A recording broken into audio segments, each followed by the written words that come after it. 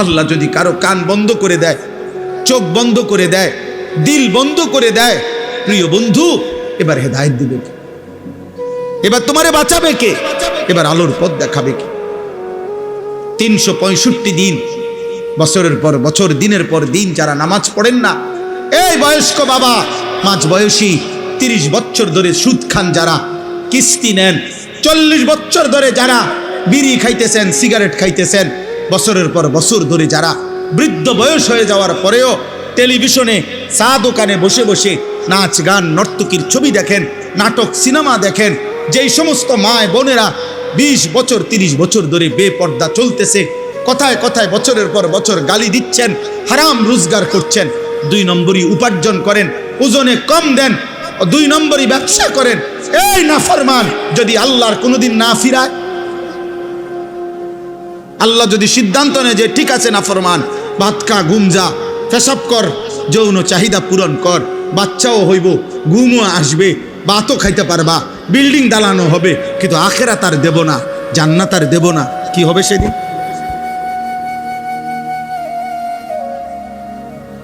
ওয়ালা তাকুনু কাল্লাযীনা নাসুল্লাহ ফাআনসাহুম আনফুসাহুম। এই যে কোরআনের আয়াত, আল্লাহ বলে মুমিন, আমি আল্লাহকে এই পরিমাণ ভুলে যেও না। বেশি দিন ভুলে গেলে বান্দা, একদিন আমি নিজেই তোমাকে তোমার আত্মপরিচয় ভুলিয়ে দেব। ফাআনসাহুম আখিরাতাহুম ফাআনসাহুম মাসালিহাহুম। আল্লাহ বলেন আমি তোমার কবর, হাসর, আখিরাত, মিজান, ফুলসিরাত ভুলিয়ে দেব। আর কোনোদিন মনে পড়বে না তুমি মরবা, আর কোনোদিন মনে পড়বে না তোমার কবর হবে, আখিরাত হবে। অথচ তুমি ভুলে গেলেও তোমার মৃত্যু হবে, হবে না? কথা বলে না? কেউ ভুলে গেলে মৃত্যু হয় না, কেউ না বুঝলে তার মৃত্যু হয় না, কেউ অসুস্থ হলে তার মৃত্যু হয় না। সুখে থাকলেও মরে যাবেন, দুঃখে থাকলেও মরে যাবেন, হাসলেও মৃত্যু হবে, কাঁদলেও মৃত্যু হবে। তবে হারাম থেকে বাঁচেন, গুনাহ থেকে বাঁচেন, গুনাহ থেকে বাঁচেন। এক মুমিনের প্রথম ডিউটি গুনাহ থেকে বাঁচা, দ্বিতীয় ডিউটি আল্লাহর হুকুম পালন করা। এটারে বলে তাকওয়া, তারকুল মুনকারাত, ফি'লুল খায়রাত। আগে হইল গুনাহ বর্জন, এরপরে হইল আদেশ পালন। আগে হইল ক্ষতিকারক জিনিস যেটা, এটা সরানো, এরপরে হলো উপকারী জিনিস আনয়ন করা। দাফউল মুদাররাতি মুকদ্দামুন আলা জালবিল মানফাআ। আরবি ভাষার প্রবাদ, গুরুত্বপূর্ণ মূলনীতি। আগে ক্ষতি সরাও, এরপরে উপকার আনো। আগে গ্রিলে ঝংকার রং দিবে, আগে ঝংকার সিরিজ কাগজ দিয়ে ডইল্লা, আগে ঝংকার সরাও যে সমস্ত পুরাতন, এরপরে রং লাগাও। আগে কুত্তা সরাও, এরপরে ভিক্ষা দাও। বাংলা ভাষায়, বাংলা ভাষায় বলে যে ভিক্ষা থাক, কুত্তা সামলাও। চাল দিয়ে নাম নেই, আপনি কুকুরটা সরান। আগে গুনাহ বর্জন করো। ইত্তাকিল মাহারিম তাকুন আবাদান নাস। নবী সাল্লাল্লাহু আলাইহি সাল্লাম বলেছে, গুনাহ ছাড়ো, তুমি হবে সর্বশ্রেষ্ঠ ইবাদতওয়ালা বান্দা। নবীজি বলছে, ফাত্তাকুদ দুনিয়া ওয়াত্তাকুন নিসা। দুনিয়ার ধোঁকা থেকে বাঁচো, নারীর ধোঁকা থেকে বাঁচো, নারীর ধোঁকা থেকে বাঁচো। আল্লাহর নবী সাল্লাল্লাহু আলাইহি সাল্লাম বলছেন, আল্লাহ কোরআনে বলছেন, ওয়াদারু যাহিরাল ইসমি ওয়া বাতিনা। হে আমার বান্দা, প্রকাশ্য গোপন সব গুনাহ থেকে বাঁচো, ছেড়ে দাও। ওয়ালা তাকরাবুল ফাওয়াহিশা মা যাহারা মিনহা ওয়া মা বাতান। আল্লাহ বলছে, বান্দা, প্রকাশ্য গোপন কোন অশ্লীলতা, বেহায়াপনার কাছেও যেও না। আল্লাহ বলছে, ওয়ালা তাকরাবুজ জিনা। আমার বান্দা, জিনা ব্যভিচারের কাছেও যেও না। ইন্নাহু কানা ফাহিশা। এটা খুব বেশি খারাপ কাজ। এই যুবক, নারীর এই অসভ্য প্রীতি, নারীর এই আকর্ষণ, এই মোবাইল, নারীর ছবি, অশ্লীল দৃশ্য, হারাম এই ছবি, খোদার কসম এটা ছবি না। মোবাইলের ওইটা নারী না, মোবাইলের ওইটা নারীর ছবিও না, এটা নারীর ছবির ছায়া। মোবাইলের ওইটা নর্তকী না, ওইটা নর্তকীর ছবিও না, নর্তকীর ছবির ছায়া। ছায়ার সাথে প্রেম হয় না, ছায়ার সাথে ভালোবাসা হয় না, ছায়ার সাথে রাত কাটায় না, ছায়ার সাথে জীবন নষ্ট করে না। কোনো বেউকুফ, বোকা, মূর্খ ছাড়া আর কারোর জন্য এটা সাজে না। এজন্য মোবাইলের এটা ছায়া, ছায়া, এটা নারী না। সিনেমা নাটকের এটা ছায়া, এটা নারী না। ছবি ও না, এটা ছায়া, এটা ছায়া। তো আল্লাহ তাআলা এই আয়াতের মধ্যে সূরা লোকমানের এই দুইটা আয়াত, এবার আমি সংক্ষেপে এটা বললেই আমার কথা শেষ হয়ে যাবে। এই দুইটা আয়াতের মধ্যে আল্লাহ তাআলা মক্কার কুরাইশ কাফের, একজন কাফের নজর ইবনে হারেস, এই কাফের নবীজি সাল্লাল্লাহু আলাইহি সাল্লামের কোরআন, নবীজি যখন কাউকে কালেমার দাওয়াত দিতেন তখন নবীজি তার সামনে কোরআন পড়তেন। তো আল্লাহর কোরআন পড়লেই ধীরে ধীরে ওই মানুষটার দিল নরম হয়ে যেত, নবীজির দলভুক্ত হয়ে যেত। তো মক্কার কুরাইশরা বারবার ভাবত যে মুহাম্মদ এবং তার অনুসারীদের উপরে আমরা জুলুম অত্যাচার করি, কত গালিগালাজ করি, আমরা মুহাম্মদের অজান্তে আমরা লোকদেরকে বুঝাই, কিন্তু এই কোরআনের সামনে কোনো কিছুই টিকে না। মুহাম্মদ যখনই কোরআন পড়ে মানুষগুলোর দিল নরম হয়ে যায়, মানুষ তার দলভুক্ত হয়ে যায়। সুবহানাল্লাহ। তো এই মক্কার কাফেররা বলল, আহারে, আমাদের কাছে তো কোরআনের বিপরীত কিছু নাই, যেটা দিয়ে মুহাম্মদের কালেমার দাওয়াত ঠেকাবো, এটা তো নাই আমাদের কাছে। তখন এই মক্কার কুরাইশ নজর ইবনে হারেস, এই কাফের সর্দার, ইরান থেকে, মানে এখন বলে ইরান, আগে বলতো পারস্য, এই ইরান থেকে সে ব্যবসার উদ্দেশ্যে গিয়া ইরান দেশ থেকে একজন নারী যে ছিল দাসী, সাথে সাথে গায়িকা, নর্তকী, যে নাচতে পারতো বাদ্যের তালে তালে, এবং পুরান দিনের কিচ্ছা কাহিনী সুর দিয়া দিয়া টাইনা টাইনা সে গাইতো, শুনাইতো। আর সে দেখছে ওইখানে লোকজন গোল হইয়া এরকম গায়িকার গান, বাদ্য, নৃত্য, গানের আসর শুনে খুব মনোযোগ দিয়া।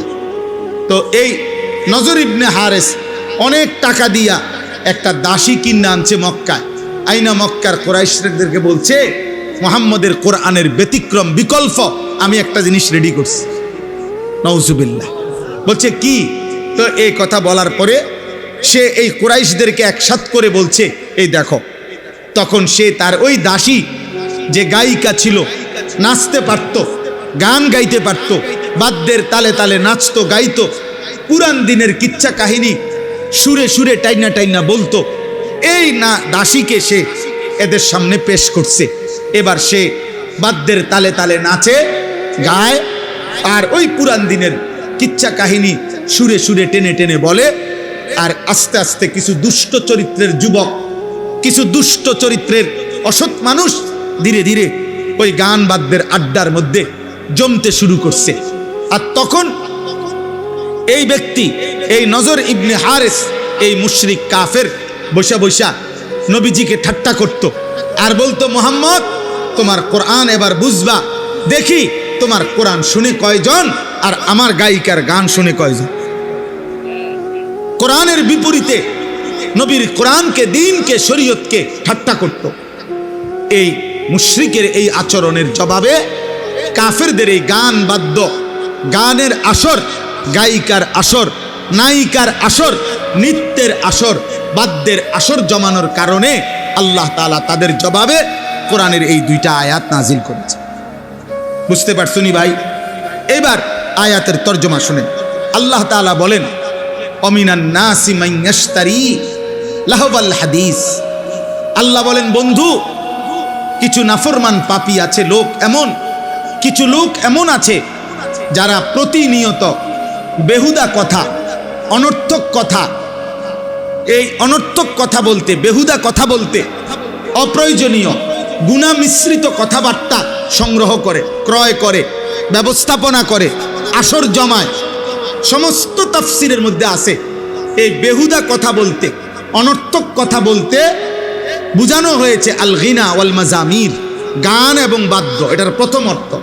আরো অতিরিক্ত অর্থ হইল ক্রীড়া, কৌতুক, হাসি, ঠাট্টা, বেহুদা, এই নাটক, নভেল, অবসর বিনোদনে হাস্যরসিকতা করে অর্থহীন অপ্রয়োজনীয় যত কথা, এগুলোকেও বলা হয় লাহওয়াল হাদিস।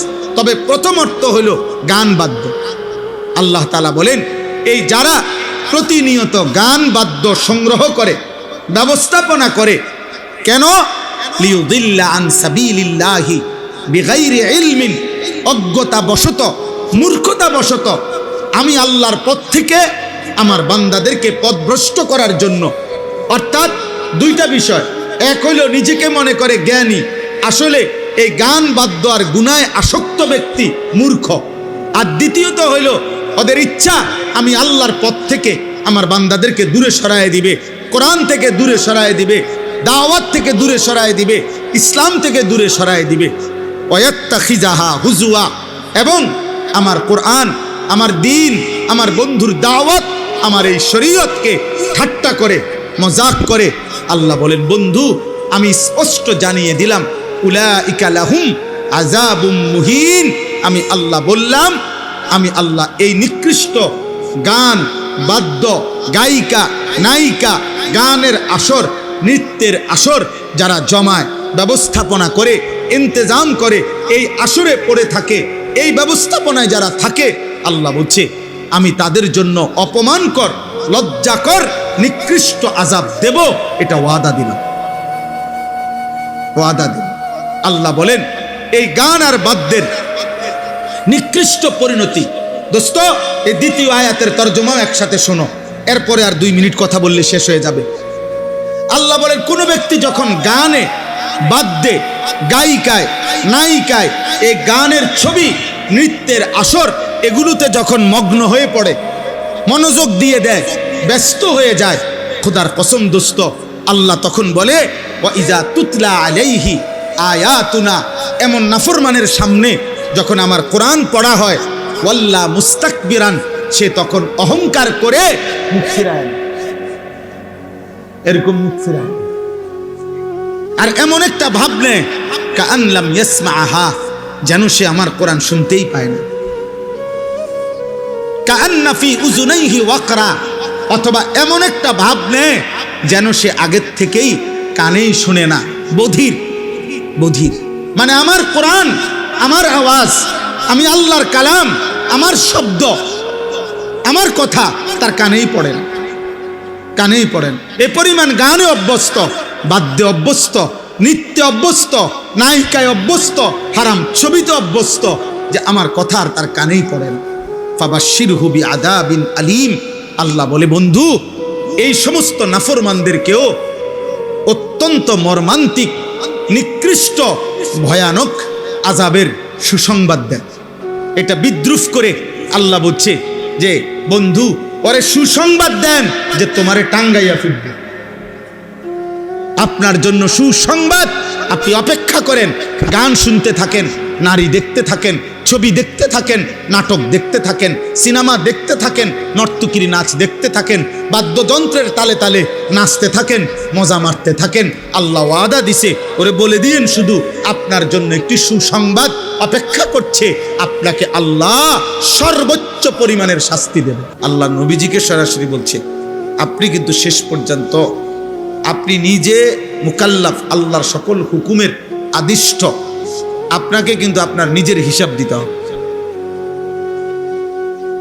অর্থাৎ কেউ যদি আল্লাহর দিন না মানে, তবু আপনাকে একা হলেও হিসাব দিতে হবে যে আপনি ইমান, ইসলাম, আমার দিন, আমার শরীয়ত কতটুকু মানছেন। তাহলে নবী সাল্লাল্লাহু আলাইহি সাল্লামকে আল্লাহ তাআলা বলছেন যে আপনি আপনার নিজের প্রতি শতভাগ নজর রাখবেন, নিজের প্রতি। ওয়াহাররিদিল মুমিনিন, আর সমস্ত মুমিনদেরকে উৎসাহিত করতে থাকুন আল্লাহর পথে। বাকি নিজের ব্যাপারে ঈমান, আমল, হালাল হারাম, আদেশ নিষেধ, আল্লাহর হুকুমের ব্যাপারে এক জাররা পরিমাণও কোনো রকমের অবহেলা করবেন না। কোরআনুল কারীমের মধ্যে আল্লাহ তাআলা বলছেন ইয়া আইয়ুহাল্লাযীনা আমানু আলাইকুম আনফুসাকুম, হে ঈমানদারগণ তোমরা প্রত্যেকেই নিজেকে আঁকড়িয়ে ধরো, অর্থাৎ তোমার নিজের ঈমান, আমল, আখিরাত মজবুতভাবে আঁকড়িয়ে ধরো, এ ব্যাপারে খামখেয়ালি করো না। আল্লাহ তাআলা বলছেন ইয়া আইয়ুহাল্লাযীনা আমানু কু আনফুসাকুম ওয়া আহলিকুম নারা, হে ঈমানদারগণ, তোমরা সকলেই নিজেকে বাঁচাও এবং তোমাদের পরিবারের সদস্যদেরকে বাঁচাও জাহান্নামের আগুন থেকে। তা আলাদা করে বলছে নিজেকে বাঁচাও, আলাদা করে বলছে পরিবারের সদস্যদেরকে বাঁচাও জাহান্নামের আগুন থেকে। অর্থ হলো, যদি কখনো এমন হয় যে তোমার পরিবারের সদস্যরাও তুমি বাঁচাইতে পারলা না, তবুও নিজেকে আলাদা করে বলে রাখছে তোমার নিজেকে হলেও জাহান্নামের আগুন থেকে বাঁচাও। কোরআনুল কারীমে আল্লাহ বলছেন, ওয়া'মুর আহলাকা বিস-সালাহ ওয়াসতাবির আলাইহা। আপনি আপনার পরিবারের সদস্যদেরকে নামাজের আদেশ করুন এবং নিজেও ওয়াসতাবির আলাইহা, নামাজের উপরে নিজে মজবুত থাকুন। তাহলে এই কথার দ্বারা স্পষ্ট বোঝা গেল যে নিজেকে ভুলে যাওয়া, নিজেকে ভুলে যাওয়া, আমার ঈমান, আমার আমল, আমার আখিরাত, আমার হালাল হারাম, আমার পাক নাফাক, আমি আল্লাহর হুকুম আদেশ নিষেধ, এটা ভুলে যাওয়া, এটা নিতান্ত বোকামি আর আহমকি ছাড়ার কিছু না। নবীজি সাল্লাল্লাহু আলাইহি সাল্লামের একজন বিখ্যাত সাহাবী ছিলেন হুযায়ফা রাদিয়াল্লাহু তাআলা আনহু। তিনি একদিন নবীজিকে জিজ্ঞেস করছিলেন, ইয়া রাসূলুল্লাহ, জীবন চলার পথে যদি আমি আল্লাহর পথে চলতে গিয়ে যদি কাউকে না পাই, তখন আমি কি করব? আল্লাহর নবী সাল্লাল্লাহু আলাইহি ওয়াসাল্লাম বলছেন, ওয়ালাউ আন তাআদ্দা বিআসলি শাজারাতিন হাত্তা ইউদরিকাকাল মাউত ওয়া আনতা আলা যালিক। তুমি প্রয়োজনে মৃত্যু আসা পর্যন্ত একা গাছের গোড়ালি শিকড় মারির দাঁত দিয়া কামড়াইয়া ধরে রাখবা, তবুও তুমি আল্লাহর দ্বীনের উপরে থাকবে একাই। তাহলে এই জন্য আমি প্রথমে কথাটা বললাম। বয়স্ক বাবা আপনাদেরকেও বলি, প্রিয় নওজোয়ান তোমাদেরকেও বলি, নওজোয়ান সাথী, তোমরা ইদানিং কালে এই 14, 16, 18, 20, 22 বছরের কিশোর ছেলে, যুবক ছেলে, তোমরা কোনোভাবেই এটা বুঝতেছো না যে তুমি তোমাকে বরবাদ করছো।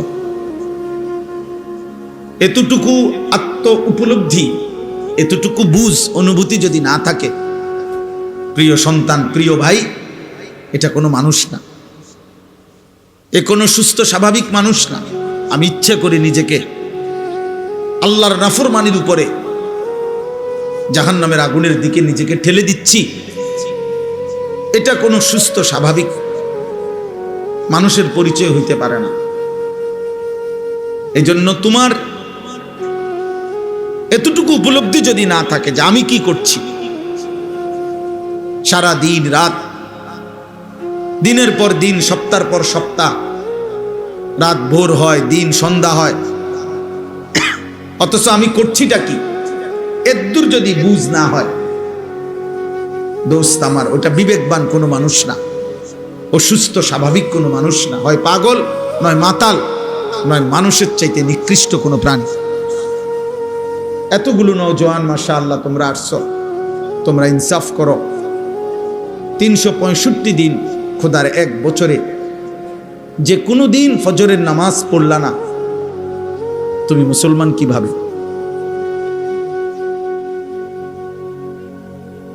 আমি কেমনে বুঝতাম যে তোমার কোনো আল্লাহ আছে? আমি কিভাবে বুঝবো তোমার কোনো নবী আছে? এটা কেমনে প্রমাণিত হবে তোমার কোনো ধর্ম আছে? এটা কিভাবে প্রমাণিত হবে তোমার কোনো কিতাব আছে? তুমি মুসলিম সম্প্রদায়ের অন্তর্ভুক্ত। 365 দিনে কোনো দিন মনে পড়লো না, কেউ তোমারে মনে করাইলো না যে মুসলমানের উপরে ফজরের নামাজ ফরজ। আমার বাড়ির একজন চাচা, মানে আমার বাবার চাচাতো ভাই, আজকে সকালবেলা ফজরের নামাজের জন্য উঠছে। ফজরের নামাজের উইটা অজু করতে বসছে, ঘুরাইয়া পড়ছে, ফজরের নামাজের জামাতের আগ মুহূর্তেই ইন্তেকাল করছে। দোস্ত আমার, প্রতিটা রাত তোমার জন্য আমার জন্য ভোর হবে এর কোনো নিশ্চয়তা নাই, এর কোনো নিশ্চয়তা নাই। প্রতিদিন এভাবে পৃথিবী থেকে রাতের অন্ধকারে মানুষ মৃত্যু হয়, দিনের আলোতে মানুষের মৃত্যু হয়। এই রাত অসংখ্য ব্যক্তির জন্য আগামীকালকের ভোর আনবে না। আগামীকালকের দিন অসংখ্য ব্যক্তির জন্য রাত আনবে না, রাত আনবে না। আমার ছোট ভাই আমার গ্রামের মসজিদের জুমার নামাজ পড়ায়, ও বলল যে ভাই আমি শুক্রবার দিনও ওনার সাথে কথা বলছি, খোঁজ খবর নিছি, আজকে রবিবার সকাল। তাইলে আমি এটা বুঝাইতে চাইলাম